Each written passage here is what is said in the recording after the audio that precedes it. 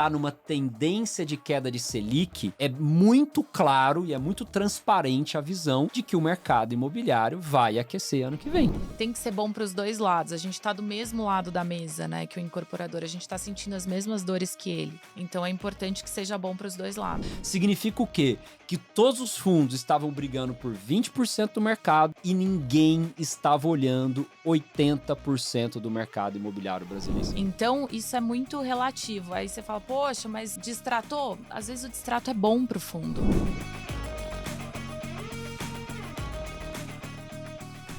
Fala pessoal, bem-vindos a mais um episódio do Critéria Cast, tijolo por tijolo.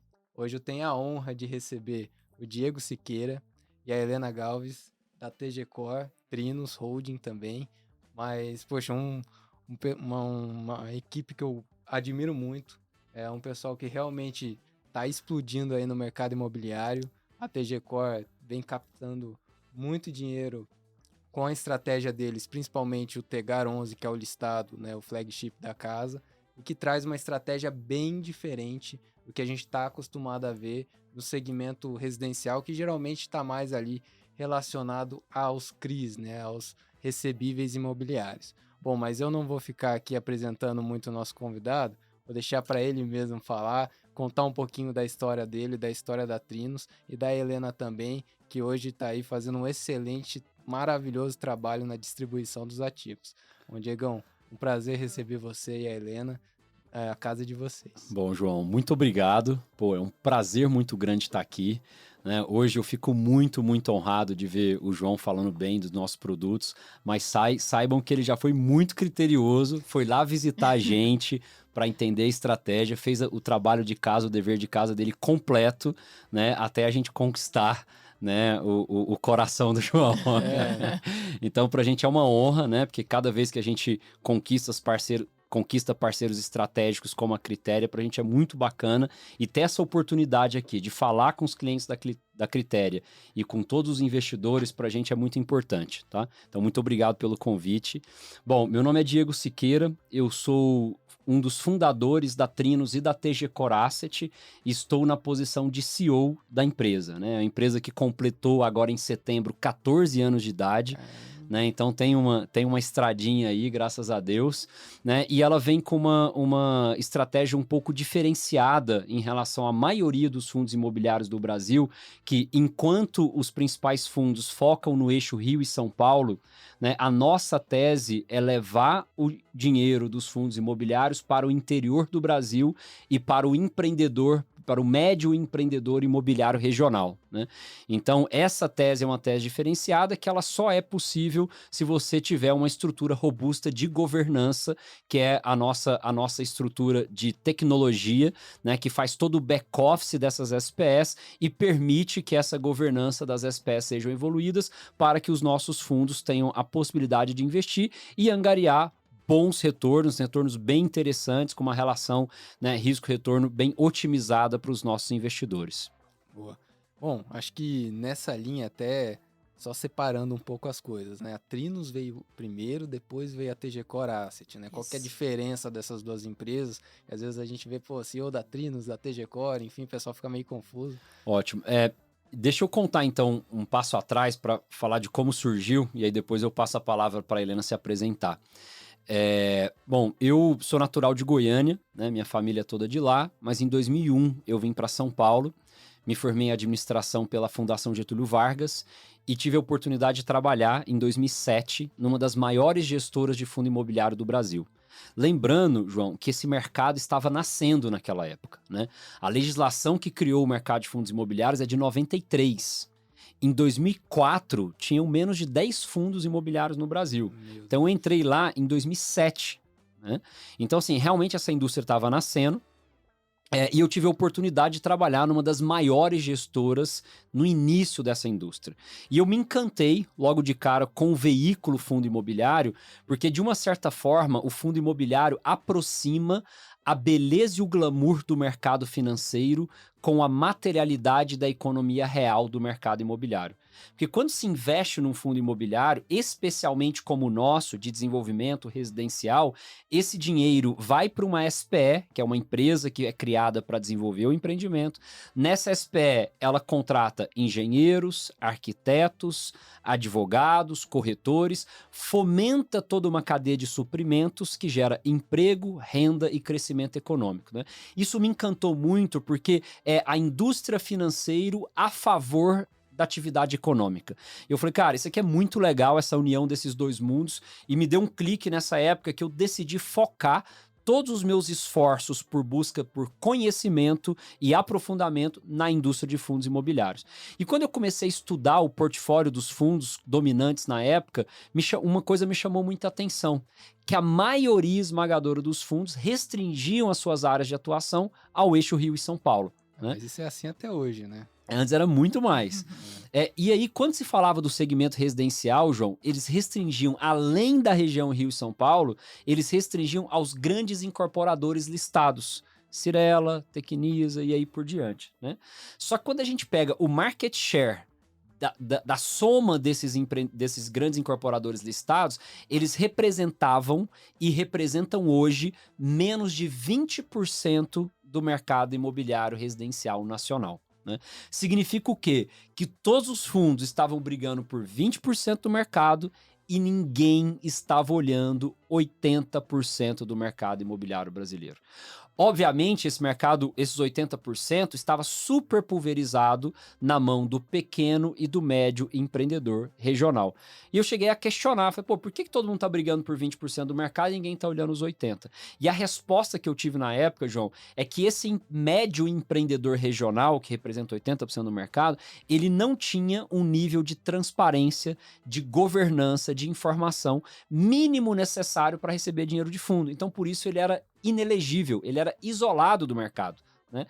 E aí foi que eu falei, cara, peraí, não dá para você ignorar 80% do mercado, deixa eu entender como que é a realidade desse empreendedor regional, né? E como eu sou de Goiânia, isso não foi difícil para mim, né? Conversei com alguns empreendedores lá da região, né? E a percepção que eu tive que realmente a governança era um desafio, era uma fragilidade desse empreendedor regional, mas por outro lado, João, eu vi uma grande oportunidade, porque esse empreendedor regional, ele tem conhecimentos específicos daquela região que se sobrepõem às pessoas de fora. Então eles conhecem as melhores áreas da cidade, têm interlocução com os órgãos aprovadores, prefeitura, ambiental, cartório e principalmente conhecem muito o mercado consumidor dessa região, né? Então que tipo de imóvel que vende, qual que é a metragem, quantos quartos, qual que é o tamanho do lote, aí por diante. Então eles sabem o que vender, como vender e para quem vender, né? Então, juntando essa equação, eu falei, cara, peraí, se eu conseguir juntar o capital de qualidade de fundo imobiliário com uma plataforma de tecnologia que vai resolver a dor da governança, endereçando o back-office dessas SPS, e a expertise do empreendedor imobiliário regional, essas três variáveis numa única equação formavam uma equação muito poderosa, né? E aí eu falei, cara, eu vou tentar fazer isso, e aí eu pedi demissão da gestora que eu trabalhava, fundei a Trinos em 2009, em setembro de 2009, com o sonho de montar uma gestora e levar capital e governança para o empreendedor imobiliário regional. Obviamente, pô, João, eu tinha 25 anos na época, né? Nossa. Uma tese diferente que ninguém fazia. Você deve imaginar o tanto de dificuldades que a gente teve que passar nesse período. Ainda mais fora de São Paulo, né? E ainda fora de São Paulo. Não. Levar o mercado financeiro para Goiânia. O cara da CVM, quando a gente foi tirar a licença da gestora, ele falou assim, Diego, você tem certeza que você vai montar uma gestora em Goiânia? Porque não tem gestora em Goiânia. Eu falei, cara, é exatamente porque não tem que eu preciso montar. Tá aí a oportunidade. E aí, cara, eu voltei para Goiânia em 2009, né, com esse sonho de montar essa empresa, e aí ela foi se formatando, né? Foi uma questão de naturalmente ela foi se compondo, porque era meio que o ovo a galinha, se eu não tiver a governança, eu não posso alocar o dinheiro bem. Então, por isso que a Trinos nasceu primeiro. Então, a plataforma que oferecia o serviço de governança nasceu primeiro como holding, que derivou da plataforma, e alguns anos depois, em 2012, saiu a nossa licença de gestão, gestão, que é a TG Core Asset, né? E TG vem de Trinos Gestão e Core de Core Business, que o nosso principal negócio é a gestora de fundos imobiliários. É para ela e por ela que todo esse ecossistema existe, né? E a TG Core de 2012 até hoje, né? Completou agora um pouco mais de 10 anos.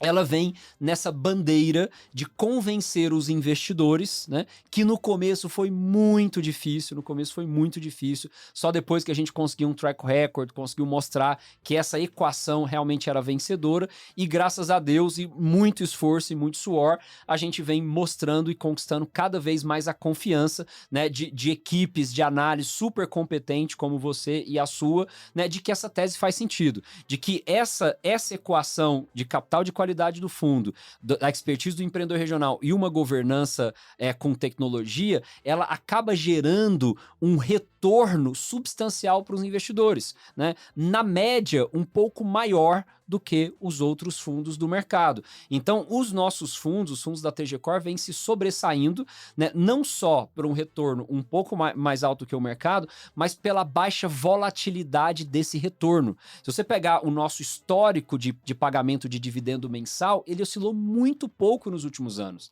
né? O nosso principal fundo, que é o Tegar, ele nasceu em 2016. Cara, ele completa agora 6 anos, entendeu? Nasceu em dezembro de 2016.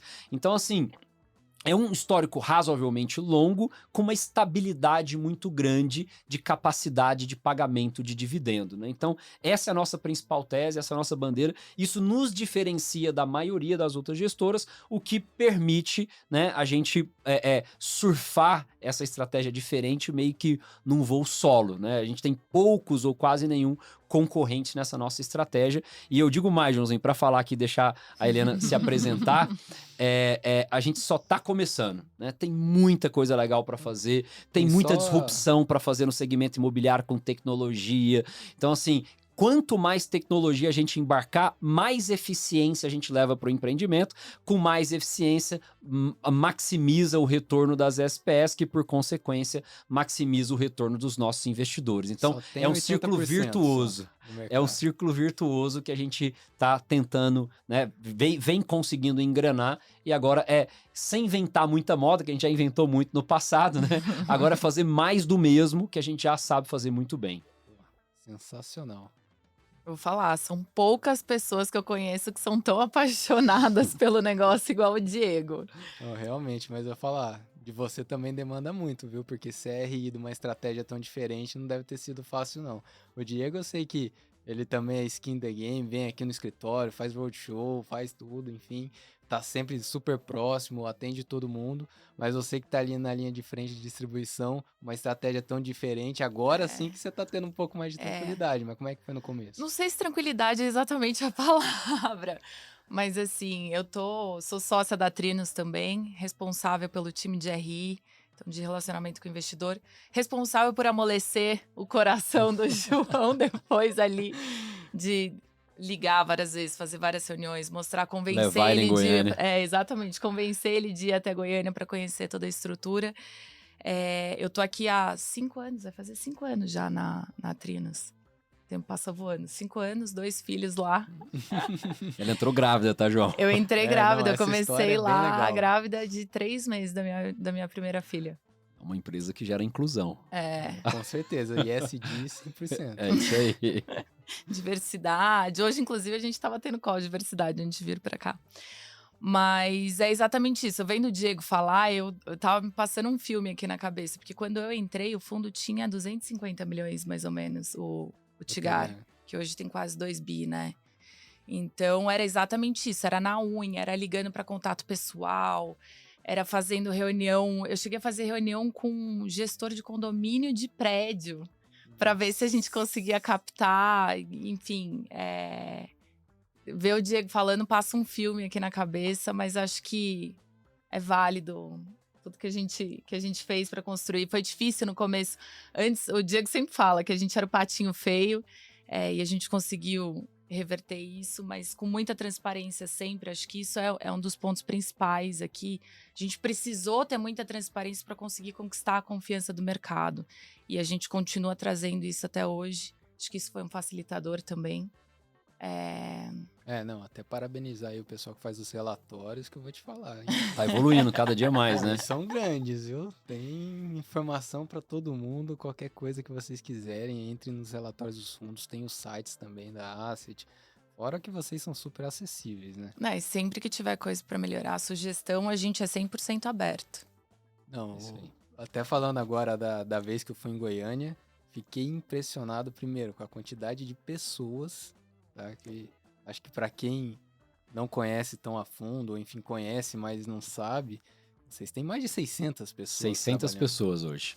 É uma coisa realmente assustadora. A gente foi, o prédio era praticamente inteiro deles lá, vários andares, todos lotados de gente, um nível de informação, os BIs na tela ali, dados praticamente em tempo real, uma coisa realmente impressionante que a gente sabe que é um dos maiores ativos da gestora hoje, é toda essa estrutura que vocês montaram, né? Eu acho que até indo nessa linha para puxar aqui para a primeira pergunta, qual que é a diferença de um fundo de crédito imobiliário tradicional para o Tegar? Ótimo. Então, assim, eu acho que essa diferença, ela se assemelha no diferencial também da tese da gestora, né? Que um fundo de crédito tradicional, ele vai ter dentro do seu portfólio, né, de recebíveis, de CRIs, empresas de locação, créditos corporativos, coisas que são mais óbvias, né, que estão aqui no eixo Rio e São Paulo, etc. O nosso grande diferencial é exatamente ir nessas coisas menos óbvias, mas com uma estrutura que permite ter um conforto e uma segurança como se óbvio fosse. Né? Uhum. Então essas 600 pessoas, toda a estrutura que você mencionou, a gente amarra tanto a governança, tão bem essa governança, que além de ter um retorno um pouco mais alto, a gente consegue manter a proteção e o controle num nível de mais alto nível de mercado, né? Então essa é o grande diferencial da nossa tese, da TG Core como um todo, né? Especialmente do Tegar, do TGRE e do TGRI, que são os nossos 3 fundos imobiliários. Muito legal. E TGRE e TGRI exclusivo para clientes XP. Exatamente. Fundo certificado, não negociado em bolsa. Então, você que está assistindo quer ter acesso a esses fundos, essas estratégias. O TGRI, que na minha opinião é uma das estratégias mais sensacionais que eu já vi no segmento imobiliário. Vou até deixar aí, vou jogar no ar aí para quem quiser procurar um assessor aqui, a Critério, enfim, para ter mais informações. O fundo realmente excelente, está rodando super bem, mas acho que só um ponto que eu queria trazer, que eu lembro que uma vez você foi me explicar a diferença do fluxo do dinheiro do CRI e do fluxo que vocês recebem.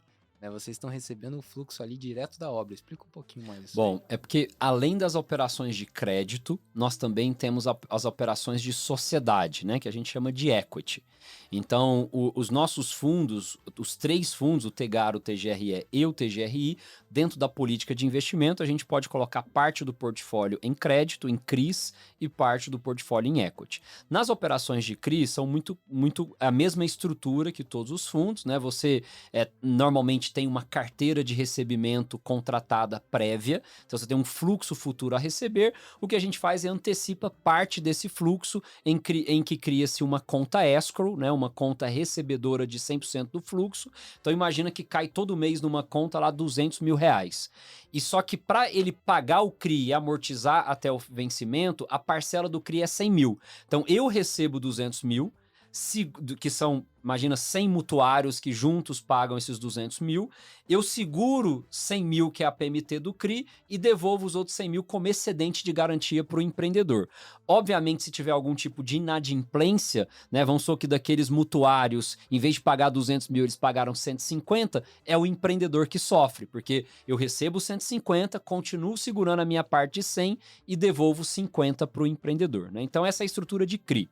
A estrutura de equity, quando a gente fica sócio, o fundo fica sócio da SPE, que que desenvolve o empreendimento. Vamos dar um exemplo aqui de uma incorporação de prédios, né? E nessa SPE a gente aporta o dinheiro que vai fazer toda a obra daquele empreendimento, e conforme a obra vai evoluindo, a gente começa já a fazer os contratos de compra e venda com os compradores dos apartamentos, né?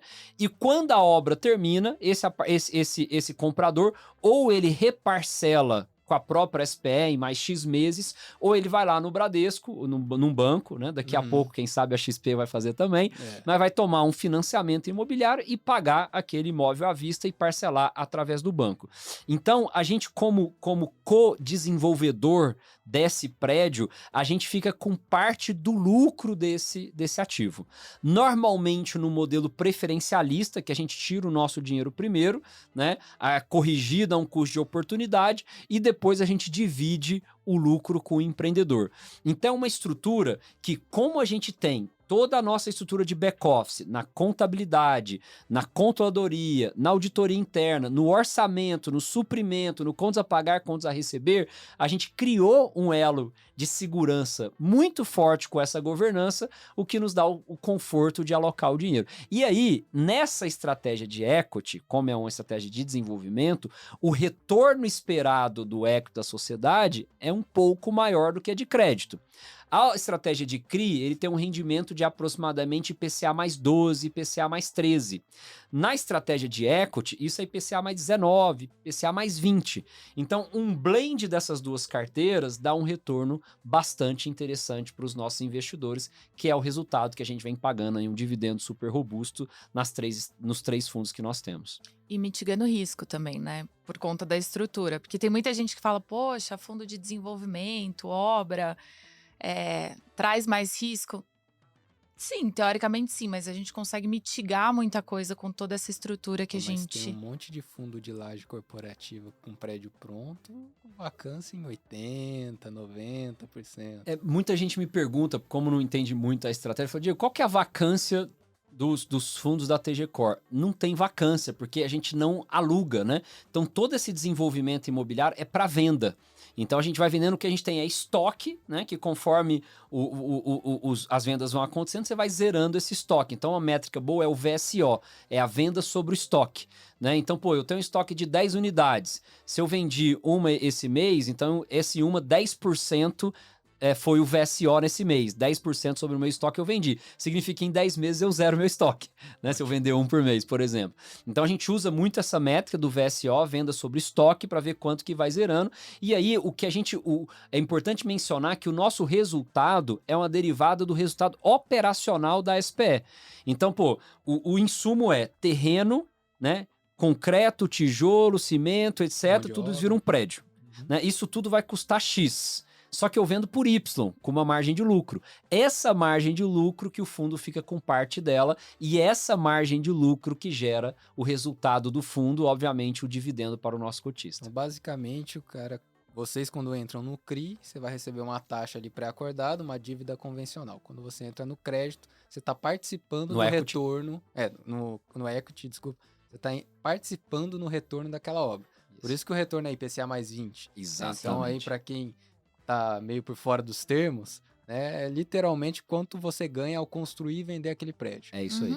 Trazendo para um exemplo mais real, vou construir uma casa e vou vender ela. Tive 30% de ganho, você vai participar nesses 30%. Perfeito. Né? Exatamente. E o crédito é como se fosse o banco que você estivesse financiando, ele vai receber aquela taxa pré-acordada, por isso que vocês conseguem ter essas taxas mais interessantes, e por isso que mesmo o crédito IPCA mais 12, que é acima da média, ainda é pagável com folga, porque o retorno do equity tá ali IPCA mais 20, que dá ali seus 25 a 30 no ano, e o cara tá pagando uma dívida de 15, então ele tem espaço, até que às vezes as pessoas, né, os investidores chegam com dúvidas assim, mas é IPCA mais 12, o risco não é muito alto. Mas você tem que ver qual que é o retorno que aquele imóvel pode te gerar. Se você vai pagar 12, mas tá ganhando 50, é baixo. Aí você vai pagar 12, mas vai ganhar 15, aí realmente Era exatamente isso que eu ia falar. Uma vez eu escutei numa reunião a pessoa falando, poxa, mas vocês recebem IPCA mais 20,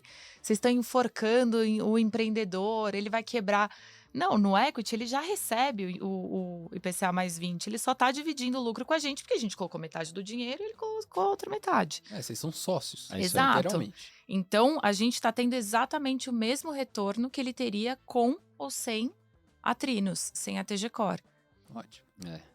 Bom. E um ponto bacana que, para melhorar esse modelo, é a pulverização, né? Porque a gente não está falando de um empreendimento. Hoje são mais de 300 empreendimentos em todos os ativos da TG Core.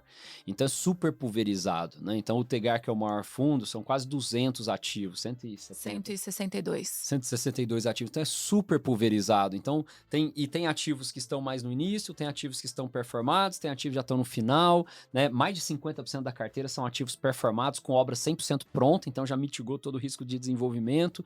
Então, assim, realmente, além de ser uma tese que faz sentido esse híbrido entre o crédito e equity no empreendedor regional, uma vez que tem todo esse back-office, se você fizer só um, aí ia ser meio binário. Agora você faz um monte, você dilui muito, pulveriza muito essa carteira e dilui muito o potencial risco do negócio.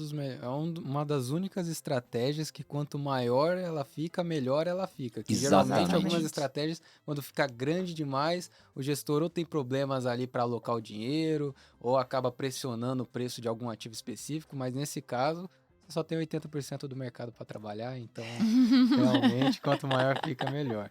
Bom, mas eu acho que você falou ali que fundaram em Goiânia e tudo mais, né? A ideia era literalmente atuar nesses 80%, mas como que é o impacto da localização dos ativos no retorno, né? Porque você está fora de Rio e São Paulo, que são praças mais óbvias. Como é que funciona ali, né, digamos, em todo o resto do Brasil, né? Que eu também sou do Paraná, não sou aqui de São Paulo, e o pessoal parece que esquece que existe Brasil além de São Paulo, né? Como é que é o É, impacto? um ponto legal, apesar da gente não atuar muito aqui em São Paulo, é importante mencionar que esses 80% que eu mencionei são os empreendedores regionais, Sim. que inclusive estão em São Paulo. Então, tem empreendedores médios e pequenos aqui regionais que são especializados num bairro específico. Então, esse cara também é um potencial cliente nosso, né? Só que a gente preferiu focar primeiro em outras regiões, mas a gente deve chegar em oportunidades aqui em São Paulo também. A gente está estudando algumas, tal, etc. Tem até eu não sei, não lembro exatamente em qual fundo, mas tem um que a gente já alocou recentemente, mas o grosso está fora do eixo em São Paulo. Então, nessa parte de localização, eu gostaria de mencionar duas observações. A primeira é que vale a pena pulverizar regiões, né? Então, hoje a gente está em 25 estados, 120 cidades. Então, a gente tem empreendimentos no Pará, no Maranhão, Goiás, Tocantins, Piauí, Bahia, interior de São Paulo, Paraná. Então, assim, a gente está muito pulverizado em regiões. Então, é legal você pulverizar a região. Agora, indo para uma análise mais interna das cidades, é muito importante você entender qual que é a região adequada para você desenvolver aquele empreendimento. E aí, João, assim, sendo muito sincero, é muito difícil um cara de fora ter essa percepção. Por isso que um daqueles itens do tripé da TG Core e da Trinos, que é a expertise do empreendedor regional, ela é muito importante. Que esse empreendedor que mora a vida inteira naquela cidade, que vive aquela cidade, sabe como que tá o estoque dos bairros, das regiões, ele sabe qual que é a região que está crescendo mais, sabe que tipo de produto que aquela região absorve, né? Às vezes tem um bairro que está demandando muito quarto e sala, né? Um apartamento 50 metros quadrados, quarto e sala. Só que às vezes está muito estocado naquela região quarto e sala. Então, apesar de ser um produto bom, mas só o cara local sabe que tem um estoque alto ali e não adianta você lançar um quarto e sala de 50 metros que não vai vender, porque tem muito estoque concorrendo. Então, essa é a expertise do empreendedor regional. E, em especial, entre outros critérios, mas em especial para decidir a localização do empreendimento dentro da cidade, na minha opinião, ela é primordial para o sucesso do empreendimento, né? Então, pulverizar regionalmente, tá em vários estados e várias cidades, muito bacana. E dentro das cidades que a gente escolheu, ter a opinião do empreendedor que vai estar no risco com a gente, porque ele é sócio do empreendimento, escolhendo a melhor região daquela cidade para desenvolver aquele específico produto, também é um ponto muito importante relacionado à localização que você mencionou. Acho que o interessante é que o Brasil é um país muito grande, né? Eu tive a oportunidade de ir lá conhecer vocês, mas também já fui pelo Mato Grosso do Sul, Paraná, enfim, vários estados com meu pai. E a gente acaba vendo que cada estado meio que tem uma dinâmica econômica própria. Vou dar um exemplo. Na pandemia, provavelmente quem mora no estado de São Paulo, que é mais industrializado, né, tem um setor de serviços mais forte, deve ter sentido muito mais do que quem estava, por exemplo, como eu no Paraná e como você em Goiás. Uhum. Que o agro é muito mais forte. É isso aí. Né? E foi um segmento que explodiu durante a pandemia, né? Os É isso aí. preços de commodities como soja, trigo, tudo foi para as alturas e o pessoal dessas regiões ganhou muito dinheiro, né? Depois eu vou voltar na pergunta da pandemia, mas só para também não perder aqui, que a gente estava falando do papel do empreendedor regional, como que a TG Core auxilia o incorporador? Né? Qual Ótimo. que é o papel de vocês? O que que vocês fazem de serviço para o incorporador? Cara, e isso vem de uma maturidade muito grande que a gente adquiriu com os anos, de aprender a respeitar, né, e deixar com o incorporador regional o que é aquela estrutura mais artesanal, que dificilmente um cara de fora vai fazer melhor do que ele, tá? Então tem uma parte ali que é dependente dele. Para o nosso modelo escalar, a gente sempre vai ter que ter um parceiro local. E tem uma outra parte que ela é altamente escalável e digitalizável, né? Então, toda a parte de monitoramento, de contabilidade, de lançamentos contábeis, né? De assinatura de contrato digital, toda a parte de secretaria de vendas, né? A parte de cobrança, régua de cobrança, envio de push, mensagem cobrando qualquer tipo de atraso. Então, toda essa parte que não é artesanal, a gente acaba contribuindo com o empreendedor. E se for parar para pensar, João, essa parte mais burocrática, que é escalável, o empreendedor regional não gosta de fazer. Ele faz por obrigação. E a gente fez um estudo interno que quando a gente absorve essa parte mais chata e burocrática do empreendedor, a gente libera até 30% do tempo dele para ele fazer o que ele é bom e o que ele gosta. Então, assim, é realmente um ganha-ganha, né? Que a gente faz a parte que o cara acha chato, difícil e burocrático de uma forma muito mais eficiente do que ele faria e deixa com ele fazer o que ele gosta e o que ele é bom, que é a parte artesanal do empreendimento. Então, por isso que a gente chama disso do great deal, né? O bom negócio entre as duas partes, cada um com seu valor agregado, e com isso a gente gera uma otimização que potencializa o retorno dos fundos e das SPS. Não, e é até interessante trazer um número que para mim foi muito marcante. 89% dos incorporadores que trouxeram o primeiro negócio voltaram com o segundo. Para gente analisar. Um NPS Então acho que muito isso alto. Então acho que isso mostra muito também do que a gente traz, né? Poxa, tem que ser bom para os dois lados. A gente está do mesmo lado da mesa, né? Que o incorporador. A gente está sentindo as mesmas dores que ele. Então é importante que seja bom para os dois lados. Óbvio que dentro casos, daqueles. Vocês são sócios deles. É isso aí. Exato, a maioria, no final das contas, a gente é sócio. Então tem que ser bom para os dois. Exato. Bom, voltando um pouco para a questão de pandemia e de dinâmica, como que vocês sentiram o impacto da pandemia nessa dinâmica imobiliária, né? Porque uma coisa é aquilo, é Rio-São Paulo que tá 80% ali dos fundos trabalhando, 90%, enfim, né? Grande parte ali dos fundos estão trabalhando essa região. Mas e para vocês que estão olhando o Brasil inteiro, né? Assim, principalmente fora dessa região, como é que foi esse período? Eu vou te falar sobre dois aspectos, tá? O primeiro aspecto é em relação à disrupção que a pandemia permitiu que muitos tabus e preconceitos antes existidos acabassem, né? Então, muita gente que era muito avesso a contrato digital, certificado digital, né? Reunião em vídeo, passou a ser adepto, né? Porque virou uma realidade, quase uma necessidade. Então, isso, cara, no mercado imobiliário, que ele é muito tradicional, é muito ali de sentir, de olhar, ele conseguiu evoluir muito, né? E eu acho que mais do que já conseguiu evoluir, a pandemia abriu as portas para que a disrupção do mercado imobiliário dos próximos 5 anos será muito maior do que os últimos 50. Tá? Então, eu acho que abriu a porta para a disrupção tecnológica do segmento imobiliário como um todo. Tá? Agora, olhando por perspectiva de mercado, quando a pandemia aconteceu, né, foi uma catástrofe, óbvio, mas aquele primeiro momento foi muito devido à incerteza, ninguém sabia se ia demorar muito, se ia demorar pouco, se muita gente ia morrer, se não ia, etc. Que os estandes de venda fecharam, as prefeituras fizeram os lockdowns, etc. No primeiro 2 meses foi muito ruim para o mercado imobiliário. A gente até teve uma estratégia de aproximar dos nossos clientes e criar uma política de carência de pagamento nas PMTs para os clientes que comprovassem que estavam prejudicados pela pandemia. Exemplo, o cara é um comerciante que teve que fechar sua loja. Falar, amigo, vou te dar aqui 3 meses de carência, você não vai pagar a sua parcela durante 3 meses. No 4º mês a gente conversa, vamos ver o que vai acontecer, né? Se precisar a gente dá mais, não, etc. Agora, pô, o cara é um funcionário público e que continua recebendo o salário dele, aconteça o que acontecer, não faz sentido nenhum da carência. Então a gente aproximou do cliente, entendeu as dores dele e de acordo com essa dor a gente se adaptou. Legal, então a gente fez isso e foi muito bom naquele período. Depois que passou aquele primeiro medo, que viu que era um problema muito sério, mas que ia passar, mesmo que demorasse, e os juros começou a cair, o mercado imobiliário começou a aquecer.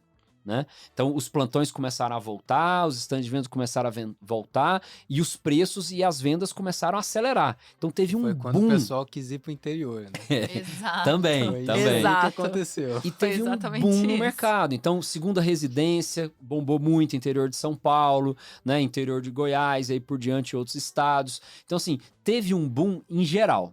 Depois desse boom por demanda, porque todo mundo não podia viajar para fora, queria um espaço um pouco maior, né? As pessoas começaram a repensar a vida. Pô, será que vale a pena eu morar num apartamento apertadinho, vou ter uma casa melhor? Então, aumentou uma demanda. Primeiro teve um aumento de demanda. Depois desse aumento de demanda, devido à dificuldade de acesso à oferta, de acesso à matéria-prima, começou a ter uma inflação de preços de construção. Né? Então, os insumos da construção, devido à paralisação da produção, né? Que da mesma forma que o stand de venda ficou fechado, as fábricas e indústrias também ficaram fechadas. Então, teve um esgotamento do estoque, né? De insumos e matéria-prima, e depois, quando veio uma demanda alta e as pessoas querendo voltar a construir, não tinha insumo para vender para todo mundo, o preço subiu, e aí o preço do metro quadrado começou a subir. Então, juntou a demanda com o aumento de preço, aí a tabela de venda, os preços dos imóveis fizeram um degrau. E se você for analisar, obviamente que a pandemia potencializou e deixou isso mais claro, mas o mercado imobiliário ele é mais ou menos assim. O preço do metro quadrado ele fica estável há alguns anos, ou sobe muito pouco, e de uma certa hora, ele tem por alguma pressão, ele vai lá e dá um degrau. Então, a pandemia proporcionou talvez uma aceleração desse processo e gerou um degrau em relação ao preço de metro quadrado no Brasil inteiro. Seja de apartamento, seja de lote, seja primeira residência, seja segunda residência. Eu gosto de dar um exemplo de um empreendimento que a gente tinha pré-pandemia, a gente entrou lá em fevereiro de 20, quase antes da pandemia. A tabela de venda era um loteamento, condomínio fechado, perto na Grande Goiânia. Né? Esse loteamento a gente comercializava a R$650 o metro quadrado. Né? Inclusive, eu sei porque eu tenho um grande amigo meu, que é um cantor sertanejo lá em Goiás, que pediu para mim olhar porque ele queria comprar um lote lá antes da pandemia. E aí ele comprou um lote, pagou R$650 um metro quadrado. Né? Eu levei ele lá no stand de venda, apresentei o gerente de vendas e tal. Quando a pandemia aconteceu, essa correria, primeiro pela demanda e depois pela oferta e pelo aumento de preço dos insumos, esse metro quadrado já começou a ser negociado a R$1.200 o metro quadrado. Nossa. Esse mesmo loteamento, semana passada, a gente lançou uma segunda etapa dele. A gente lançou a R$2.000 o metro quadrado. Então, assim, um lote que estava sendo negociado a R$650 o metro quadrado, na pandemia já foi para 1.200 e agora está sendo lançado a R$2.000 o metro quadrado. Isso significa que o patamar mudou, entendeu? Ah, beleza, pode oscilar um pouco para 1.800, para 2.200, beleza, mas não vai voltar a 650. Se você for produzir um novo lote desse com infraestrutura, água, esgoto, meio-fio, asfalto, rede elétrica e área de lazer, clube, etc., que é um condomínio fechado, a conta não fecha mais por R$650 o metro quadrado, entendeu? Então, assim, o patamar subiu pelo insumo, pelo custo de insumo, e subiu também pela pressão de demanda e aumento de procura. Então, assim, a pandemia, por um lado, disruptou, né, e permitiu que uma série de tecnologias, na minha opinião, que vai desenvolver nos próximos 5 anos, né, que eu acho que ela desbloqueou esses preconceitos, esses tabus, e, por outro lado, levou o mercado imobiliário para um novo patamar de preço em todos os sentidos. Então, essa é a minha humilde opinião aí do efeito da pandemia.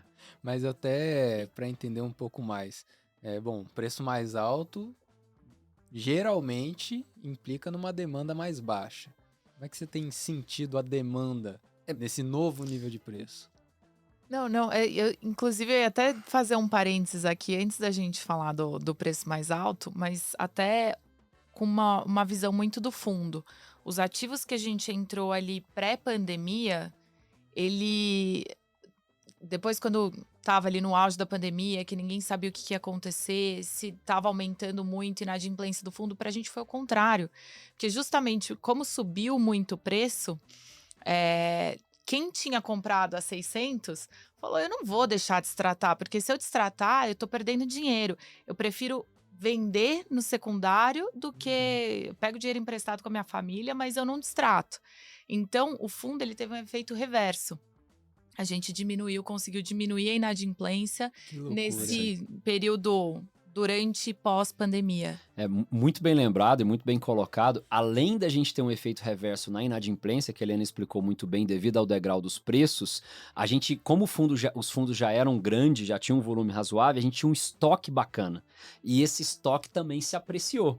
E esse estoque se apreciando, lembra que a maioria eram estoques prontos. Então eu já tinha tido custo de obra no preço antigo e o preço de venda no preço novo. Então a margem desse ativo, ele ampliou muito e criou quase que um pulmão de uma linha ali de lucro acumulado potencial nesses ativos muito grande, né? O que dá uma folga ali de entrega de retorno para os nossos investidores. Muito bem lembrado. E mesmo os distratos que aconteceram, né, por conta de inadimplência, enfim.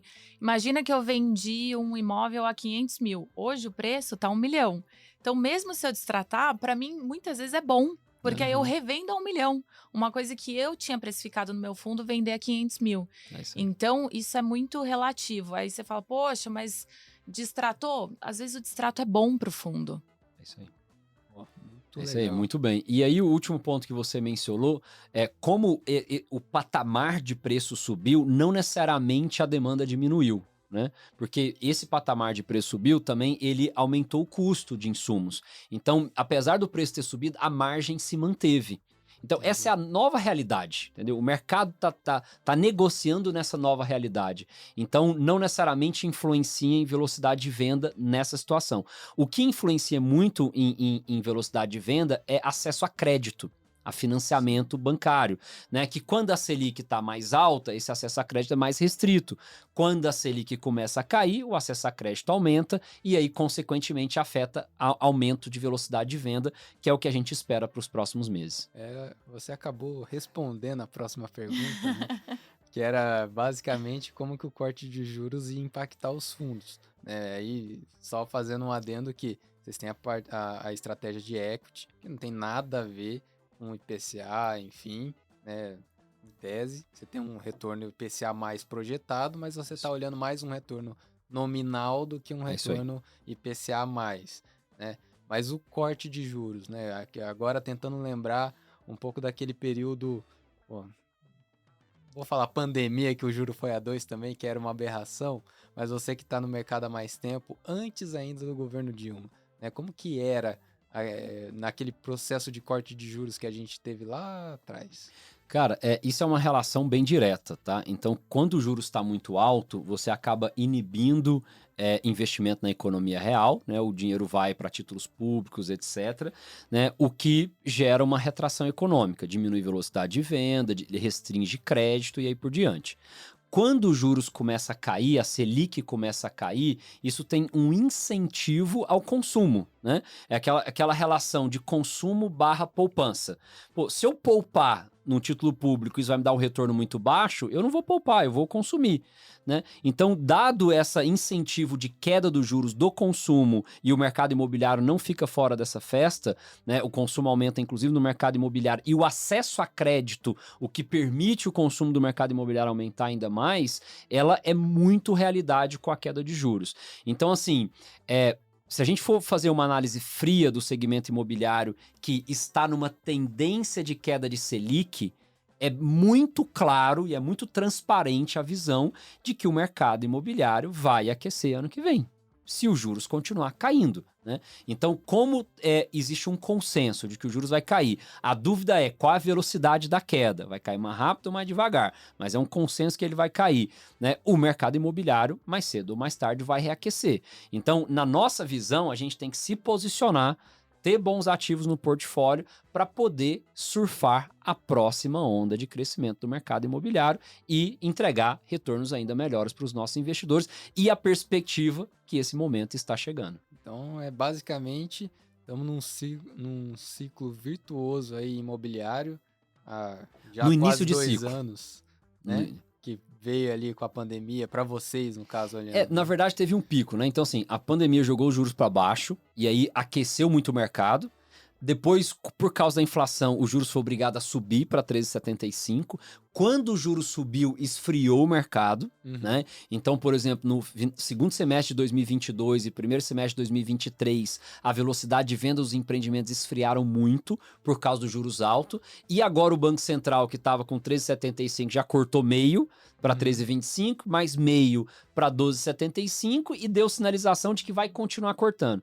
Então, se essa Selic que está em 12,25 continuar caindo para 11, 10, 9, whatever, cara, isso vai aquecer o mercado imobiliário e os fundos imobiliários vão entregar um ainda melhor retorno do que já entregam. Maravilha. Mas aí é importante estar posicionado no equity, né?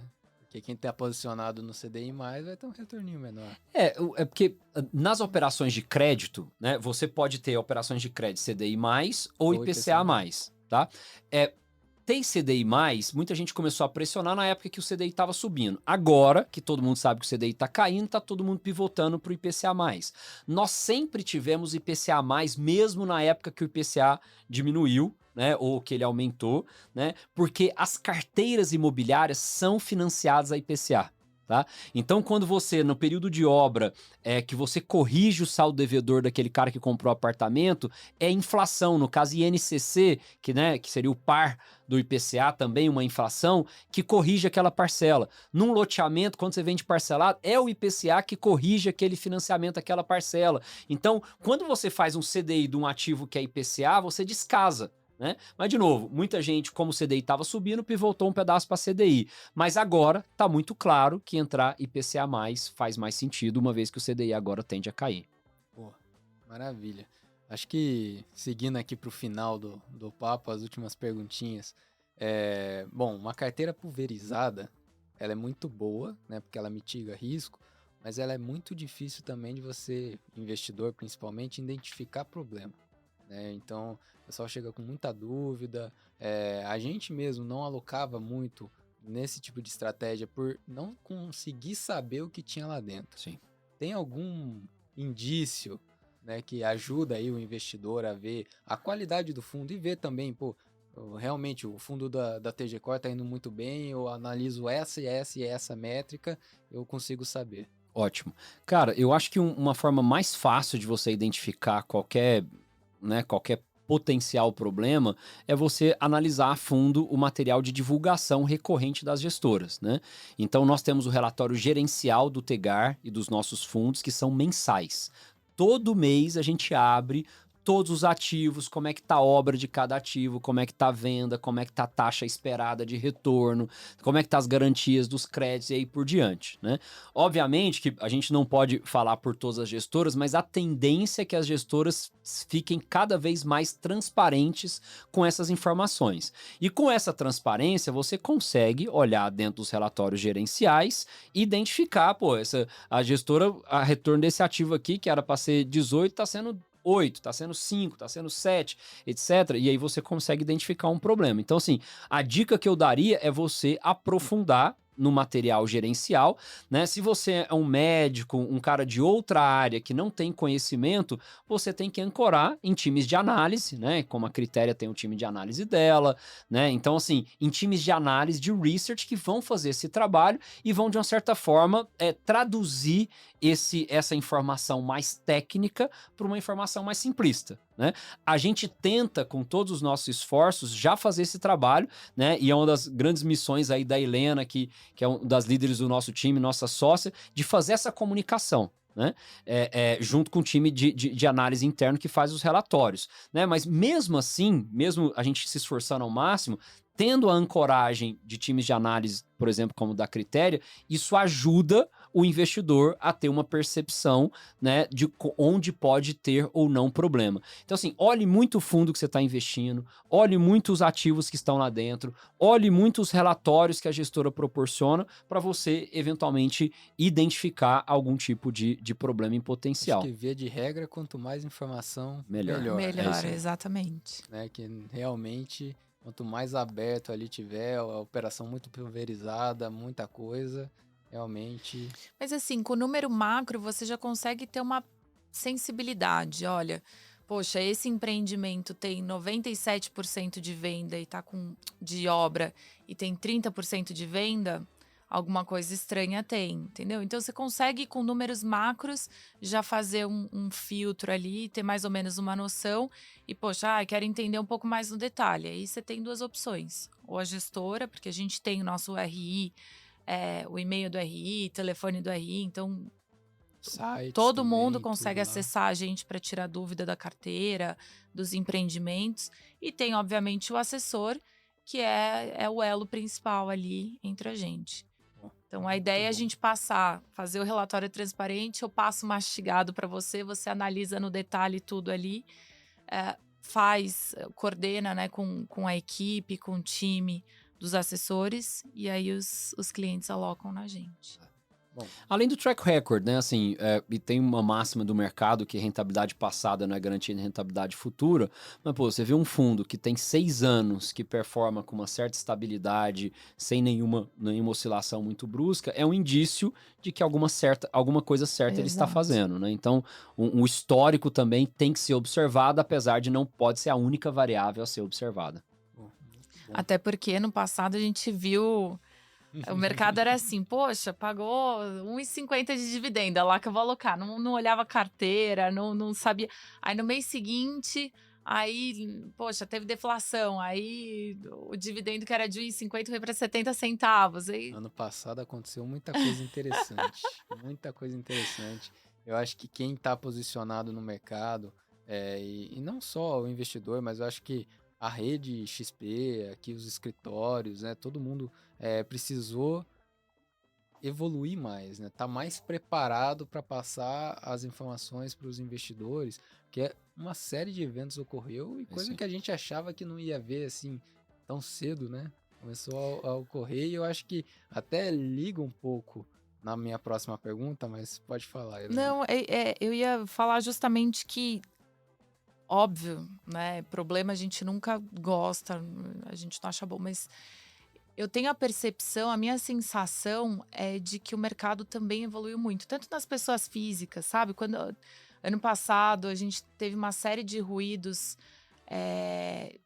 e o nosso fundo que estava redondinho, bonitinho, sofreu zero, né? Então eu acho que o mercado ele vem amadurecendo, as pessoas vêm estudando mais, vêm entendendo. No passado, lá atrás, teve um problema mais sério de fundos imobiliários, enfim. Eu acho que o mercado tá bem mais consolidado, vamos falar assim. Fora que, além de tudo, cresceu muito, né? Se não me engano, a gente bateu 2 milhões e 300 mil CPFs em Sim. fundos imobiliários. Então, assim, além de ter amadurecido, cresceu muito, né? Isso vai em prol aí dessa evolução. Mas quem fez a lição de casa, tá? Passou, Tá bem passou alocado. ileso.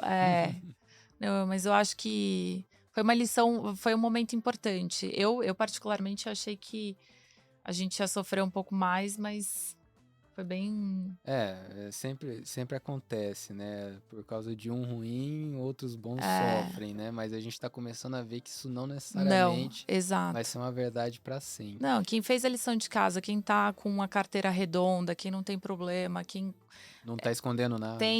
quem tem um passado consistente, quem tem transparência, acaba ficando tranquilo. Exato. E até, acho que, Diego, só para finalizar aí as duas últimas perguntas, e aí nessa linha mesmo, como que a gestão interfere no resultado da estratégia? Né? Então, Ótimo. a gente tem, por exemplo, fundo de crédito, A, B, C, que geralmente são muito parecidos. Mas no seu caso, que você tem uma gestão, uma estratégia um pouco diferente. Uma estratégia que eu acho que demanda muito mais proximidade. Né? Como que a gestão interfere nesses Cara, a gestão ela é primordial, né? Então, assim, o time de gestão nosso, eles são divididos lá pela pelo time de análise, né, que participa dos comitês e aprova, etc. O time, uma vez aprovado em comitê e investido, tem o time de acompanhamento de equity e tem o time de acompanhamento de crédito, né? Então, cada um desses times de acompanhamento de equity e crédito, eles acompanham diariamente as suas operações, né? Então, eles acompanham velocidade de venda, eles têm uma presença muito grande, muito ativa nesses empreendimentos, né? Óbvio, planejamento diferente do que foi desenhado inicialmente sempre acontece. Eu planejei vender 10 imóveis esse mês, eu vendi 11, eu vendi 9. É óbvio que isso vai acontecer. Mas uma vez você vendendo 9, você tem que reprojetar para o mês seguinte que aquele um que você não vendeu, você tem que dissolver no futuro. Então, essa proximidade, essa gestão ativa, ela é primordial, na minha opinião, para todo tipo de fundo, em especial para a nossa estratégia. Eu acho que é por isso que vocês têm 600 pessoas. Né? Exatamente. E fazer esse trabalho não é nem um pouco trivial. Bom, acho que para finalizar aí, para vocês dois, quais dicas você daria para o investidor que está iniciando no mercado? Né? Como você disse, estamos aumentando aí o número de CPFs no mercado de fundo imobiliário. Algumas dicas rápidas. Cara, a dica, eu acho que o momento é muito propício, né? Como a gente falou aqui, é muito clara essa relação Selic e desempenho de fundos imobiliários, né? Como um todo, né? Então, Selic para baixo, fundo imobiliário vai andar. Selic para cima, fundo imobiliário vai sofrer um pouco. Então, a gente já passou o ciclo de alta e agora estamos iniciando um ciclo de baixa. Então, é meio que dado que os fundos imobiliários tendem a surfar um momento positivo nos próximos meses e anos, né? Então, eu acho que fica a dica aí que o cenário macroeconômico é favorável para o segmento de fundos imobiliários, né? Os comparativos, eu acho que as LCIs da vida, as LIGs da vida, que estavam bem competitivas com a Selic alta, vão perder a competitividade, né? Então, aquela LCI que estava pagando 1% ao mês isento não vai pagar mais, porque a Selic vai cair e ela é indexada à Selic, ela vai pagar muito menos. Já não tá pagando. Já não tá pagando. Uhum. Então, assim, a tendência é positiva para o setor devido à análise macro de Selic. Os competidores estão enfraquecendo porque a Selic está caindo, né? Então, assim, eu realmente acho que é um momento muito oportuno para os investidores olharem com mais carinho a indústria de fundos imobiliários. Não é à toa que ela cresceu tanto. Mais impressionante do que os 2 milhões e 300 mil CPFs é que em 2017 isso era menos de 150 mil CPFs.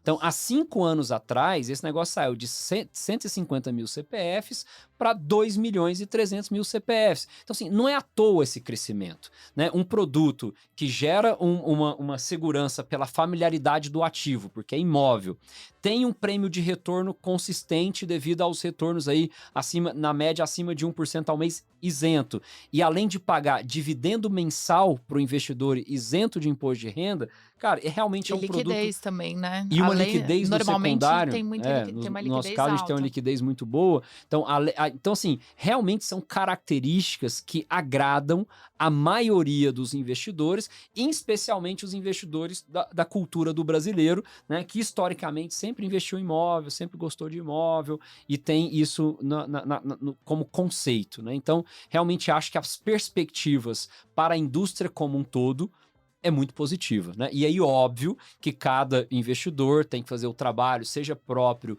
seja com as Sim. casas de análise para ver os melhores produtos, para fazer uma carteira, né, ideal de alocação dentro dos fundos imobiliários. Mas como a Helena falou muito bem, a indústria amadureceu muito, evoluiu muito e a gente tem excelentes produtos aí de fundos imobiliários nessa indústria. Pô, muito legal. E você, Helena, alguma dica aí?